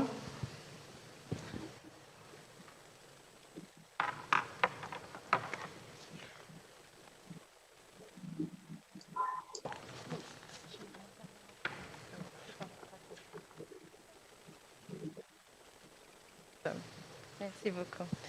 Gina, permettez-moi de vous présenter. Gina Bonne est chargée de mission donc à la Commission de l'océan Indien. Elle est agronome spécialisée dans la protection des végétaux. Elle a 27 ans d'expérience professionnelle dans les secteurs du développement, dont 12 à des postes de direction au ministère de l'Agriculture des Seychelles et 15 à la Commission de l'océan Indien dans les domaines variés. Alors Gina nous précise agriculture, pêche, pollution marine, écologie, climat et réduction des risques et catastrophes. Gina est professionnelle de la coopération régionale et a des compétences dans l'animation de forums, l'élaboration et la gestion de projets et de programmes régionaux multidisciplinaires et multi-bailleurs. Gina Bonne a également noué des partenariats avec de nombreuses organisations régionales et internationales. Et attention, Gina parle anglais, français et plus rare que tout cela, elle parle russe. Alors Gina, s'il vous plaît, pouvez-vous nous présenter votre sujet prévu aujourd'hui donc sur l'accompagnement des acteurs régionaux à l'effort humanitaire dans un environnement et contexte insulaire. Vous avez 15 minutes, Madame Bonne. Merci beaucoup. Bon après-midi à tout le monde. Je pense que je ne vais pas me présenter. La présentation a été déjà faite. Je vais être très bref, parler après autant d'intervenants depuis ce matin. Et la COI a été vraiment... il y avait beaucoup de discussions ou bien de références qui ont été faites par rapport à la COI. Je pense que ce sera bien en quelques images. Je ne sais pas si vous voyez l'écran. Quelques images sur la COI en soi-même. Qu'est-ce que c'est et qu'est-ce que nous faisons au juste. Voilà. C'est en une page, je vous présente ici la COI, c'est 5 États membres, les drapeaux sont bien là, l'Union des Comores, la France au titre de la Réunion, Madagascar, Maurice et les Seychelles, et nous travaillons avec beaucoup de partenaires. Nous avons des membres d'observateurs au sein de la COI ces derniers temps, ça fait quelques années. Et quand on regarde un petit peu l'espace de la COI, nous avons une population quand même qui est très importante. En termes des habitants, je pense que c'est quand même important de porter un petit peu l'accent là-dessus. Et nous sommes dans un contexte insulaire, bien sûr, et vous voyez, nous avons 5,5 millions de kilomètres carrés de zones exclusives. Et ça, c'est un espace maritime important. Et maintenant, la question revient vraiment à voir comment nous, avec nos États, nous arrivons à vraiment gérer tous ces espaces qui forment l'ensemble de tous les territoires de la Commission, des États membres de la Commission de l'océan Indien. Et en termes de, ça a été dit ce matin et ça a été redit encore en plusieurs reprises, c'est la vulnérabilité de nos États. Il y a la vulnérabilité économique, climatique, écologique, alimentaire, sanitaire. Toute la question de la santé aujourd'hui nous interpelle. Et ce que nous essayons de faire au sein de la COI, c'est vraiment, nous, c'est de fédérer, on va un petit peu fédérer les forces, on essaie de mutualiser les moyens et la sensibilisation aux défis des îles. Quels sont les défis au vrai que tous nos États font face? Et tout ça devait nous amener vers, qui rejoint un petit peu la question d'aujourd'hui que nous discutons, c'est toute la partie humanitaire. C'est amener à améliorer les conditions de vie des communautés, agir pour sauver la vie, respecter la dignité des personnes et aussi aller vers la résilience des communautés, des écosystèmes et de l'économie. Voilà, maintenant je vous fais juste un petit regard sur les acteurs dans la région. Je pense, c'est non seulement dans la région, mais dans l'ensemble, au niveau international, au niveau mondial, il y a beaucoup des acteurs qui interviennent et chacun, ils ont leur rôle à jouer et chacun, ils ont leur place et ils ont chacun leur propre moyen. Et nous, quand on regarde ici, si on fait un petit peu un focus au niveau de cette région, nous avons dans les pays beaucoup des associations, des collectivités qui travaillent dans le domaine humanitaire. Nous avons beaucoup des ONG, il y en a des grands, des petits, les moyens.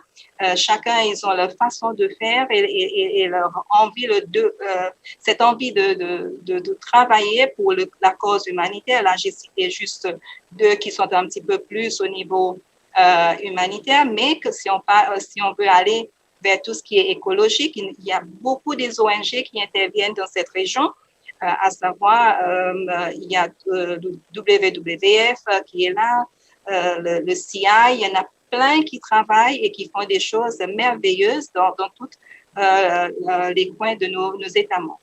Et après, il y a les fédérations, les fondations qui sont là. On parle justement avec ce qui est la fondation de la Croix-Rouge qui travaille aussi dans cette région. Nous avons les organisations internationales et si on veut être ciblé un petit peu plus sur tout ce qui est l'aspect humanitaire, on peut pencher sur OCHA, sur ECHO, on a entendu ce matin. Il y a aussi les Médecins sans frontières qui de temps en temps interviennent dans certains pays. Et bien sûr, les États, il ne faut pas qu'on oublie les États. Les États, ils ont un rôle important à jouer. Et les États encore, quand on regarde dans les ministères, il y a les départements, des unités qui sont spécialisées. Et chacun, ils ont leur rôle à jouer, mais comment est-ce que tous ces rôles sont joués? C'est la question qu'aujourd'hui, on se pose et on essaye de comprendre. Et également, au niveau international, il y a beaucoup des acteurs au niveau régional et bien sûr dans la région de l'océan Indien et de l'Afrique de l'Est, nous avons beaucoup des commissions qui interviennent, nous avons l'Union africaine qui intervient, qui travaille aussi sur l'aspect humanitaire, nous avons la SADC, la COI nous-mêmes, on est là, mais vous voyez que j'ai cité ici le CDMA qui est du Caraïbe. Je pense que c'est une des organisations dans un contexte insulaire qui a beaucoup de compétences, qui ont fait preuve de leur capacité et sur lesquelles aussi nous pouvons nous inspirer pour améliorer ce que nous sommes en train de faire dans cette région. Et alors, encore une fois, comme ça a été dit, les acteurs, ils interviennent dans plusieurs domaines. Hein. C'est dans toutes les mesures de prévention. Nous avons qui interviennent pendant les crises ou bien pendant que les situations d'urgence se posent. Et après, nous avons ceux qui interviennent après. Mais après, on a tous qui interviennent un petit peu partout. On les voit aussi quelques-uns qui interviennent un petit peu partout. Et maintenant, si on regarde un petit peu le contexte insulaire et les enjeux, revenons dans notre espace. Nous avons beaucoup des îles. Si nous prenons un pays, par exemple, avec 115 îles, c'est déjà beaucoup. Vous voyez, et voyez un petit peu tout l'espace qui s'occupe de toutes ces îles, c'est quand même assez important. Il faut qu'on regarde aussi la topographie de nos îles. Ce sont les îles qui ont qui sont montagneux. Les routes, il faut bien voir les moyens de transport. Il faut voir comment se connecter, la connectivité entre les îles. Il faut aussi que nous essayons de comprendre quelles sont les installations de communication qui existent dans l'ensemble de tous ces pays, dans l'ensemble de toutes ces îles et sur là où on a les multiples des îles dans un même territoire, quels sont les moyens de communication qui existent. Et puis aussi, il faut qu'on regarde le voisinage. Quels sont les pays les plus proches que nous avons qui pourraient peut-être nous venir en aide ou bien qui pourraient nous apporter un soutien au moment qui est nécessaire. Alors, les défis, nous le savons, dans le contexte des crises, c'est comment accéder à toutes ces îles. Nous avons vu dans certains pays avec plusieurs îles, c'est l'accès, comment accéder d'une île à une autre, quels sont les moyens qui sont là, comment apporter le besoin de base à ces populations sinistrées si jamais, mais aussi s'il y a des catastrophes que nous avons vu avec l'échouage de Wakashio, on a vu comment tout se passe. Et après, il faut aussi qu'on pense, les défis, ce sont la communication et l'accès à l'information. Est-ce que les populations, ils ont les informations qui sont nécessaires? Est-ce que le système de télécommunication fonctionne? Est-ce que Internet fonctionne sur l'ensemble de toutes ces îles? Est-ce que tout ce qui concerne la communication par satellite fonctionne? Il faut qu'on essaye de voir, ce sont les défis que nous avons dans un contexte insulaire. Bien sûr, encore, il faut voir les moyens de transport, comment accéder. Et nous avons les voisins. Est-ce qu'on est vraiment voisins? Quelles sont la proximité? Et après, il faut aussi qu'on voit, il y a les défis aussi des accueils. Si jamais, prenons un petit peu l'exemple de ce qui s'est passé dans le Caraïbe ou plus précisément sur Saint Vincent, c'est les déplacements des personnes et dans cette région, est-ce que nous avons pensé aussi à des mécanismes et des capacités d'accueil des populations qui sont affectées par les catastrophes, par exemple, ou un problème qui se trouve que les gens ont besoin de se déplacer. Voilà, ce sont un petit peu les défis et je pense les Caraïbes, c'est une des régions qui est les plus proches de la nôtre, où les exemples qui se trouvent dans les Caraïbes et le cas de Saint Vincent avec le volcan récent, je pense que ça nous interpelle et ça nous fait vraiment réfléchir sur ce qui pourrait être dans l'avenir. Tenant compte que dans la région, bien sûr, nous avons le volcan de la Réunion qui est en activité. Au Comores, nous avons aussi le Katala et nous savons qu'au niveau de Mayotte aussi, il y a pas mal des activités sismiques qui a commencé il n'y a pas longtemps. C'est important de penser à tout ça et de prévenir. Alors, quels sont les efforts notamment Madame Bonne, excusez-moi, est-ce que vous pouvez, tout en finissant là, conclure aussi brièvement dans votre élan, s'il vous plaît? Voilà, je pense que il y a pas mal de mesures d'accompagnement. Peut-être si on peut parler un petit peu, j'ai sauté quelques slides juste pour vous donner un petit peu pour la conclusion, c'est comment nous, la COI, on intervient. On intervient beaucoup en amont.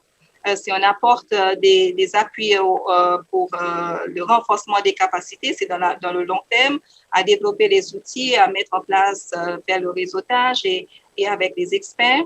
Et aussi, on voit aussi comment développer, aider les pays à mettre en place les structures qui sont nécessaires, les législations, revoir leur législation, revoir quels sont les règlements qu'il faut faire. On parlait tout à l'heure des codes et des normes. Peut-être c'est là où on apporte un accompagnement aux pays de pouvoir le faire. Et aussi dans le domaine avec les États, les administrations publiques et les acteurs non étatiques, voilà, c'est aller vers l'autonomisation et pour qu'ils soient indépendants, ils pourraient faire les choses par eux-mêmes. Voilà, c'était un petit peu rapidement. Je pense que je termine ici. Voilà. Merci beaucoup. Merci beaucoup, Madame Bonne, pour cette présentation très claire. Merci. Nous allons prendre des questions dans la salle dans un premier temps. Oui, on peut prendre 10 minutes là, oui, pour les questions. Et s'il y a des questions sur le chat, Virginie va nous les signaler. Des questions dans la salle?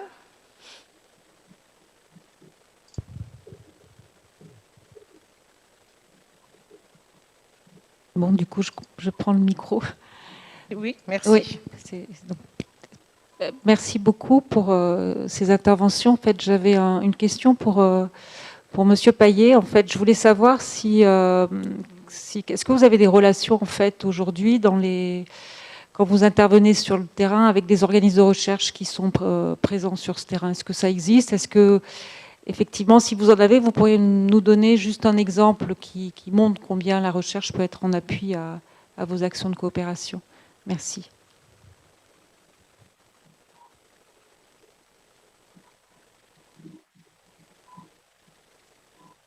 Alors, comme je le disais tout à l'heure, la partie recherche débute à la Piron en fin de compte depuis 2 ans maintenant. Donc nous avons eu quelques partenariats sur la recherche. D'ailleurs Marie, qui me regarde avec des yeux ronds, se dit tiens, pourquoi il passe la patate chaude tout de suite?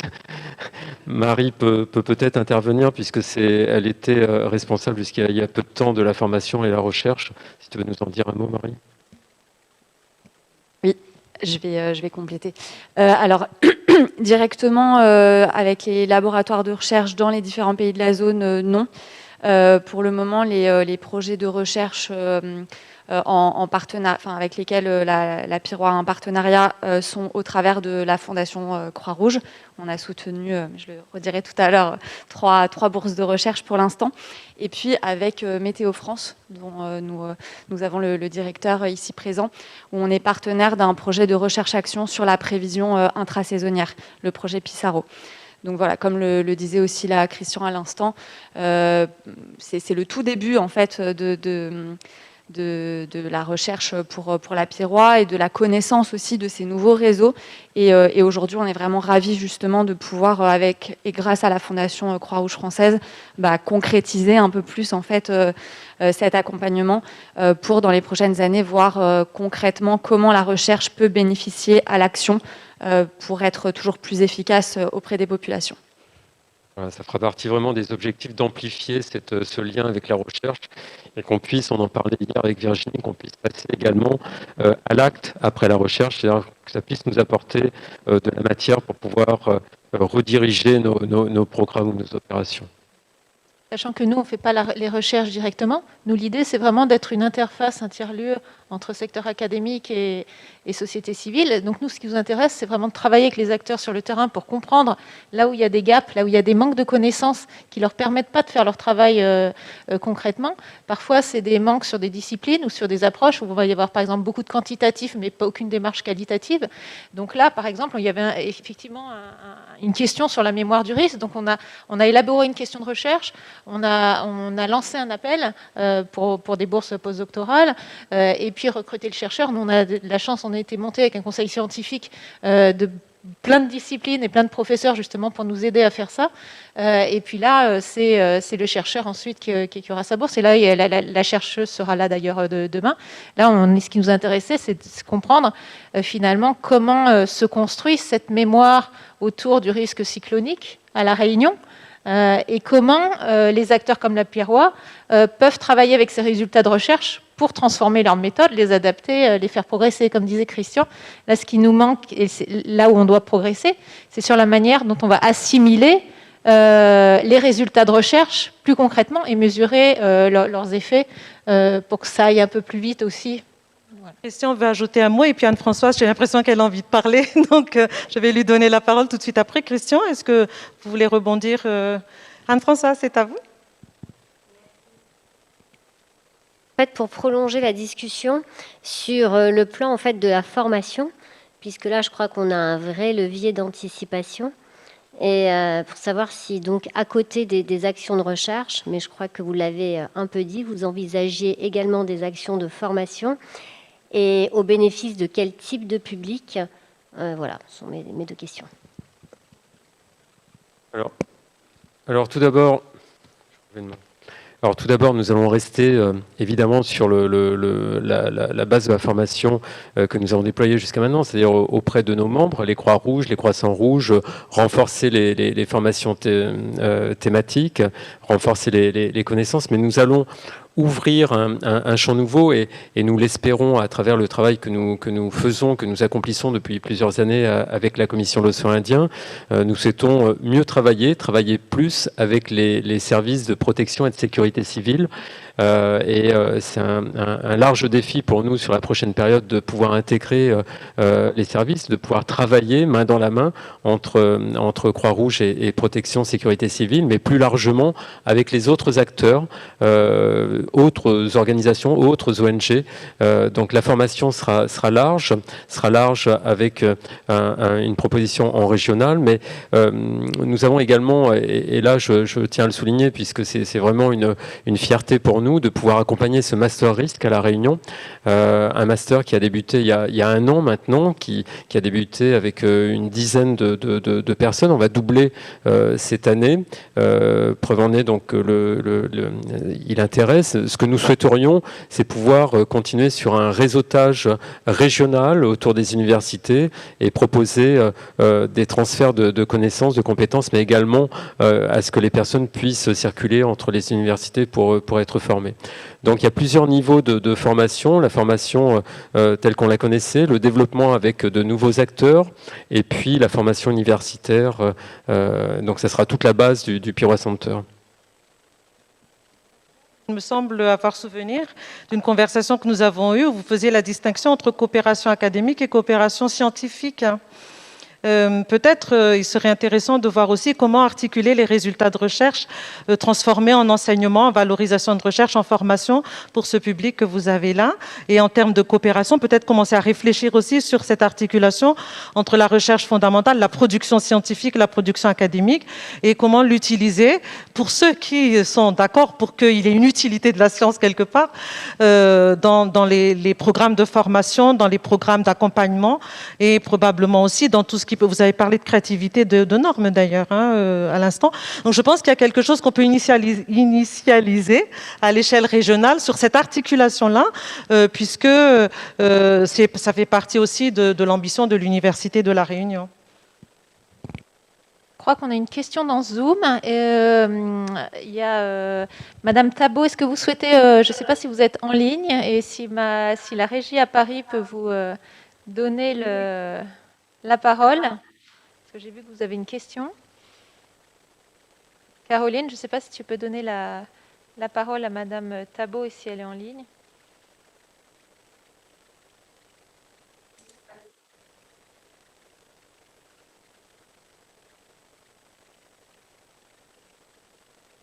Amar ou Monsieur Mézel sur l'IORA. Si les États n'investissent pas l'IORA, d'autres acteurs peuvent-ils le faire?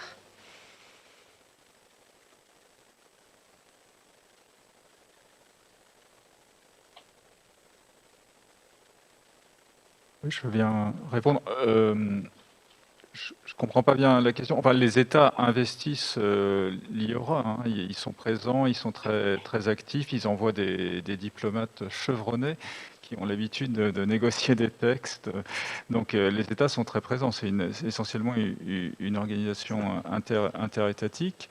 Elle est aussi ouverte, et ça c'est intéressant, aux académiques, aux experts, aux universitaires, donc qui participent assez largement aux réunions, aux groupes de travail sectoriels.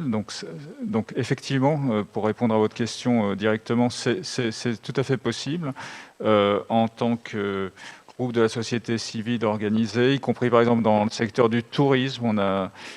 C'est finalement un des premiers exemples où, avant même notre adhésion, on avait fait intervenir par exemple l'association des îles Vanille pour participer au groupe de travail tourisme de l'IORA. Donc les États sont présents, les autres acteurs sont aussi présents. Ce que je voulais dire tout à l'heure, c'est que les moyens d'action de l'organisation en tant qu'organisation étaient limités. Donc c'est plutôt là où il y aurait, je pense, des progrès à faire, mais c'est une organisation encore jeune.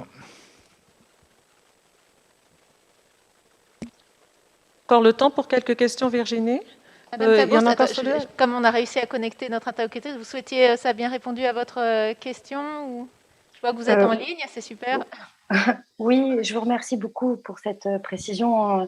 Non, mais c'est effectivement une réflexion que j'ai de manière plus générale, même concernant la COI ou d'autres organisations qui ont été qualifiées d'intergouvernementales. Il me semble qu'il y a quand même une tendance assez large pour ouvrir finalement le travail de fond de ces coquilles qui ne demandent qu'à être remplies pour donc les universitaires et d'autres acteurs qu'on qualifie de privés ou d'ONG, mais qui finalement renferment des réalités très, très diverses.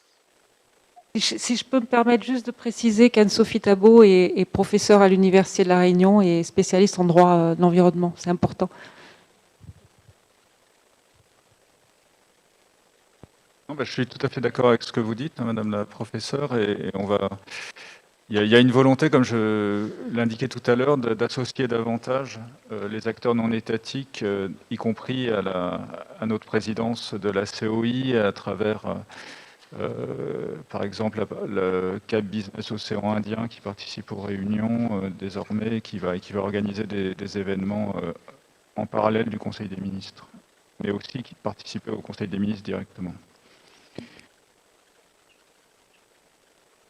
Merci. Dernière question peut-être, et puis merci beaucoup Madame Tabot. Une dernière question. Merci. Est-ce qu'il y a une question dans la salle, en ligne? Si, Pascal, vous voulez intervenir? Oui, excusez-moi. Prenez la parole. Oui, je voulais rebondir sur ce que disait Anne-Sophie Tabot. En fait, j'essaye de réfléchir à comment améliorer cette coopération et Et je pense que dans cette notion d'interdisciplinarité que je défends, et donc j'en parle beaucoup, des regards croisés entre les disciplines, mais aussi entre la société et le monde académique, je pense que j'essaye de réfléchir en me disant peut-être que quand on est juriste, il y a peut-être des apports en fait je pense qu'il y a je ne sais pas comment l'exprimer, mais je trouve qu'il y a un manque en fait entre les. Il y a beaucoup de choses qui se font sur le terrain, des fondations, des ONG, quels sont les verrous en fait aujourd'hui pour optimiser cette coopération? C'est peut-être une question générale, on en discutera peut-être à un autre moment parce que je pense que le temps est limité. Et en tout cas, je suis très contente qu'Anne-Sophie participe à cette conférence, que je crois que le droit à l'environnement aujourd'hui, en tout cas en ce qui concerne les sciences, le monde académique, universitaire et de recherche, est pour moi un des verrous à faire sauter aujourd'hui pour améliorer la coopération, la protection de la biodiversité et l'environnement et toute la philosophie One Health qui est associée. Voilà, c'est plus une remarque.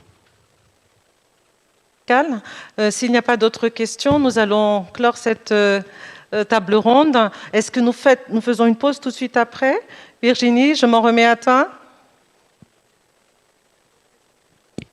Oui, un grand merci à nos panélistes. Je suis un peu, c'est pas très pratique. Voilà. Donc merci à vous tous. Oui, effectivement, écoutez, s'il n'y a plus de questions, de toute façon, les débats vont continuer sur cette base-là de cette réflexion. Merci à nos deux modératrices. Madame Bonne. Merci Madame Bonne aussi qui est connectée. Oui, donc je vous propose, on va reprendre la table suivante à 16h exactement. Donc ça vous fait une petite pause, vous qui êtes loin et pour ceux qui sont dans la salle aussi. Et oui. Oui. N'hésitez pas à aller prendre une petite pause café qui est toujours là.